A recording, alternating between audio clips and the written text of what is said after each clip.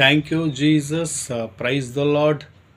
ಯೆರೆಮೀಯ 35ನೇ ಅಧ್ಯಾಯದಲ್ಲಿ ದೇವರ ವಾಕ್ಯ ಹೇಳುತ್ತದೆ, ನನ್ನ ಆಜ್ಞೆಗಳನ್ನು ಪಾಲಿಸಿದರೆ ನಿಮಗೆ ನಿಮ್ಮ ಪೂರ್ವಿಕರಿಗೆ ನೇಮಿಸಿದ ಪ್ರದೇಶದಲ್ಲಿ ನೀವು ವಾಸ ಮಾಡಬಹುದು ಎಂಬುದು.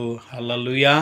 ಕರ್ತನಲ್ಲಿ ಪ್ರೀತಿಯ ದೇವರ ಮಕ್ಕಳೇ, ಇಲ್ಲಿ ಯೇಸು ಕ್ರಿಸ್ತನ ತಂದೆಯ ದೇವರು ಆ ಪೂರ್ವಕರಿಗೆ ಅಂದರೆ ಇಸ್ರಾಯೇಲ್ ಜನರಿಗೆ ವಾಗ್ದಾನ ಮಾಡಿದರು, ನನ್ನ ಆಜ್ಞೆಗಳನ್ನು ನೀವು ಪಾಲಿಸಿದರೆ ನೀವು ಎಲ್ಲಿರಬಹುದು, ನಾನು ವಾಗ್ದಾನ ಮಾಡಿದ ಕಾನಾನ್ ದೇಶದಲ್ಲಿ ನೀವು ವಾಸ ಮಾಡಬಹುದು ಎಂಬುದಾಗಿ ನಾನು ಹೇಳಿದ್ದೇನೆ ಎಂಬುದಾಗಿ ದೇವರು ವಾಕ್ಯವನ್ನು ನಮ್ಮ ನೆನಪಿಗೆ ತರ್ತಾ ಇದ್ದಾರೆ. ಹೌದು, ಕರ್ತನಲ್ಲಿ ಪ್ರೀತಿಯ ದೇವರ ಮಕ್ಕಳೇ, ಇವತ್ತು ಆ ಕಾನಾನ್ ದೇಶ ಏನಾಗಿದೆ, ಶಾಂತಿ ಸಮಾಧಾನ ಒಂದು ಸಮೃದ್ಧಿ ಇರುವಂಥ ದೇಶವಾಗಿದೆ. ಇವತ್ತು ಕರ್ತನಲ್ಲಿ ಪ್ರೀತಿಯ ದೇವರ ಮಕ್ಕಳೇ, ಇವತ್ತು ನೀವು ಕೂಡ ಯೇಸು ಕ್ರಿಸ್ತನ ಆಜ್ಞೆಗಳನ್ನು ಪಾಲಿಸಿ ನಡೆಯುವುದಾದರೆ ನಿಮಗೂ ನಿಮ್ಮ ಮಕ್ಕಳಿಗೂ ಕೂಡ ದೇವರು ಆ ವಾಗ್ದಾನ ಮಾಡಿದ ಕಾನಾನ್ ದೇಶವನ್ನು ಇಸ್ರಾಯೇಲರಿಗೆ ವಾಗ್ದಾನ ಮಾಡಿದಂಥ ದೇವರು ಇವತ್ತು ನಿನಗೂ ಕೂಡ ಆ ವಾಗ್ದಾನದ ಪ್ರದೇಶವಾಗಿರುವಂಥದ್ದು ದೇವರು ನಿನಗೆ ಅನುಗ್ರಹಿಸ್ತಾರೆ. ಅಂದರೆ ಶಾಂತಿ ಸಮಾಧಾನ ನೆಮ್ಮದಿ ಇರುವಂಥ ಆ ಒಂದು ಪ್ರಶಾಂತವಾದ ಸಮೃದ್ಧಿ ಇರುವಂಥ ಆ ಆಶೀರ್ವಾದದಲ್ಲಿ ದೇವರು ನಿನ್ನನ್ನು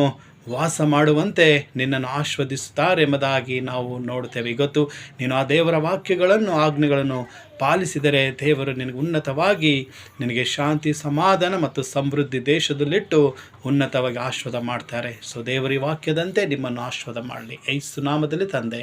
ಆಮೇನ್, ಆಮೇನ್.